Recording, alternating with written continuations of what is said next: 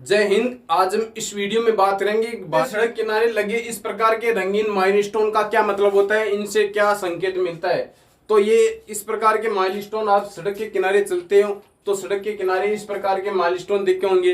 अगर आप किसी भी सड़क पर चल रहे हो और इस प्रकार का माइलस्टोन लगा होता है जिस पर पूरा सफेद रंग है लेकिन ऊपर की तरफ एक पीली पट्टी होती है जिस पर अगले शहर और उसकी दूरी लिखी होती है, तो ये पीली पट्टी वाले माइलस्टोन का मतलब होता है कि ये केंद्र सरकार की परियोजना के अंतर्गत बनने वाली सड़क है और इसकी टूट फूट की मरम्मत की जिम्मेदारी केंद्र सरकार की होती है। ये केंद्र सरकार के अधीन आती है जिसे हम राष्ट्रीय राजमार्ग कहते हैं, नेशनल हाईवे एनएच। और कई बार आप इस तरह का माइलस्टोन देखते हैं जिस पर एक हरी पट्टी होती है, ये इस प्रकार की हरी पट्टी होती है जिस पर अगले शहर और उसकी दूरी लिखी होती है।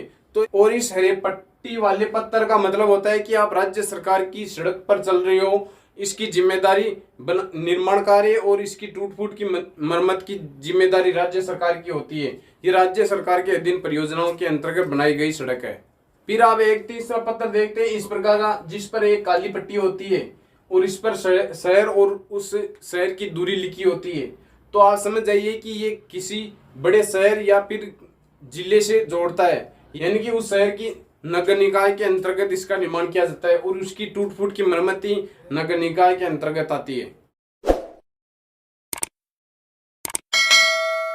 और अगर आप एक ऐसी सड़क पर चल रहे हो जिसके किनारे नारंगी रंग के माइलस्टोन लगे होते हैं तो आप समझ जाइए कि ये प्रधानमंत्री ग्राम सड़क योजना के अंतर्गत बनी गई सड़क है। इसकी जिम्मेदारी ग्रामीण सड़क विकास मंत्रालय की होती है। इसलिए आप इन माइल स्टोन के कलर को देखकर आसानी से पता लगा सकते हैं कि ये सड़क योजनाएं किस शासन के अंतर्गत आती है, इनकी जिम्मेदारी किस मंत्रालय यानी कि किस विभाग के अंतर्गत आती है।